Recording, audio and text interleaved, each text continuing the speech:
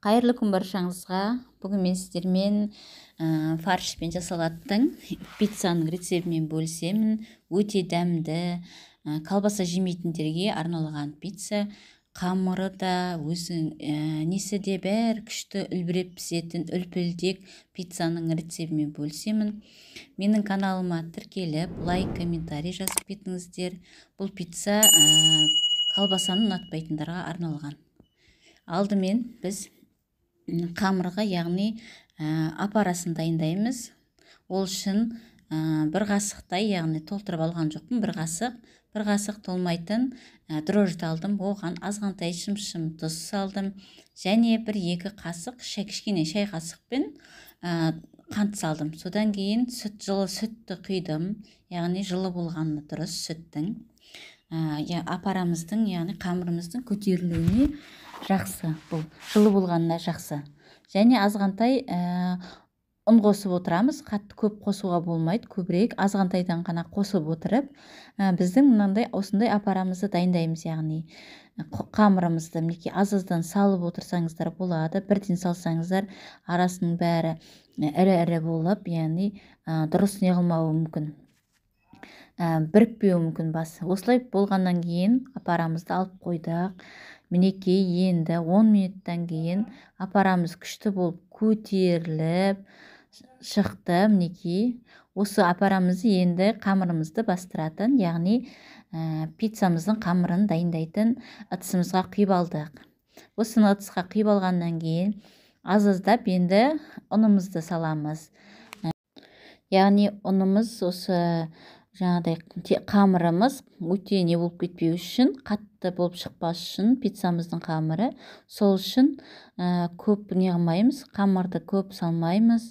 Өте жаңадай бір жұмсақтау болып шығу керек. Өйткені біздің пиццамыз қамыры сондай үлпілдек болып шығу үшін жаңадай тестіні қатты неғылмаймыз, қатты қылып елемейміз.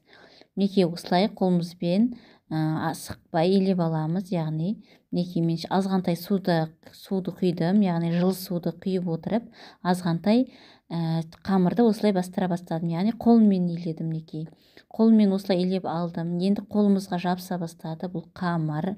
Сол үшін мен азғантай сұйықмай құямын бұған. Енді сұйықмай құйып, сонымен қолымды тестіміздің арасын неғылуымыз керек.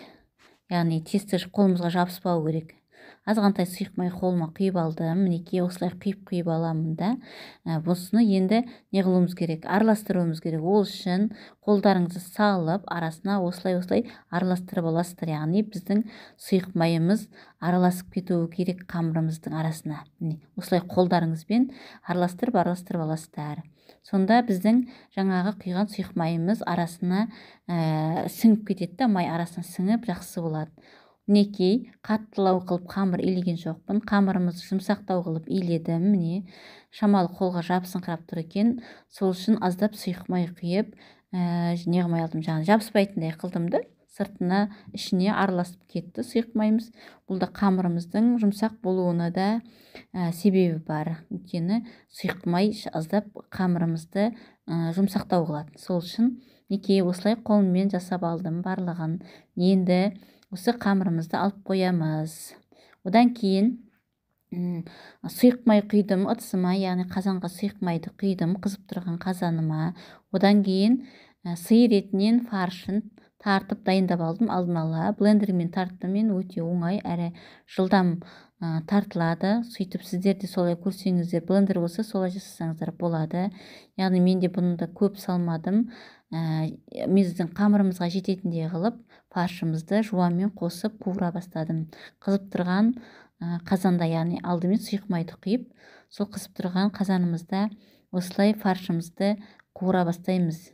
Фаршымыз пісуі керек, қуырылып атқан кезде шикі болмай пісіңкіреп тұру керек. Енді мінекей фаршымыз қуырылды. Аздаған қолыммен шым тұз салдым.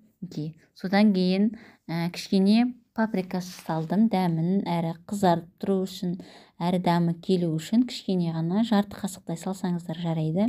Паприка салып, онымен де арасын араластырып алдым. Одан кейін су құямыз. Осы су біздің фаршымыз судықмен бұқтырылып тұру керек, яғни аз уақыт фаршымыз пісуі керек. Азғантай уақытқа қойып қойдым енді.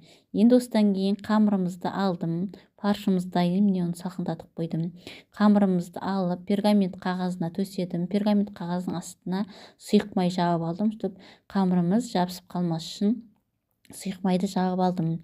Енді мінекей мен қолыммен осылай жайып шықтым, барлығын шетіне дейін дайындап бәрін неғып алдым, жеткізіп алдым. Одан кейін кетчупты жақтым, құйдым. Мінекей кетчуптан кейін майонезді құйдым.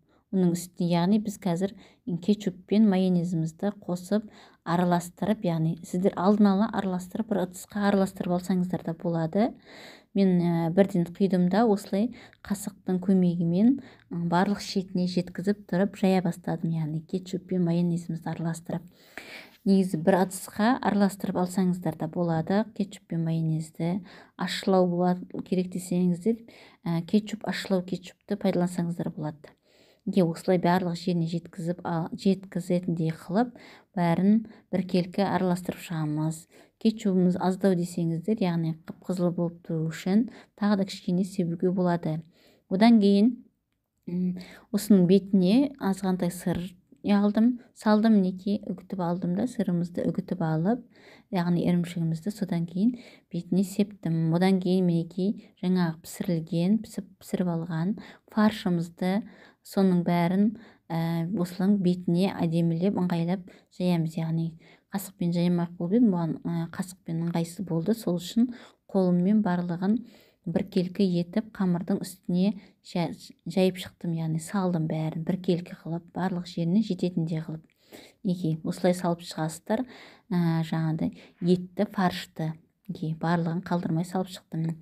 Одан кейін үккіштен өткізген сырымызды қалған, оны осы фарштың бетіне, етіміздің бетіне саламыз. Барлығын біркелкі етіп, барлық жеріне жететіндей қылып салып шығасыздар. Енді сырды өздеріңіз білесіздер, қандай пайдалану керектігін. Менікі кәдімгі сыр, сіздер басқа сулугуни пайдалансаңыздар да болады, қалауларыңыз біледі. Мінекей пиццамыз дайын, осындай болып шықты. Тестісі де күшті болды, яғни жұмсақ, үлбіреп тұрды. Қамырымыз 180 градуста пісіріп алдым. Видеоны соңына дейін қарағандарыңызға рахмет. Лайк, комментарий жазып кетіңіздер.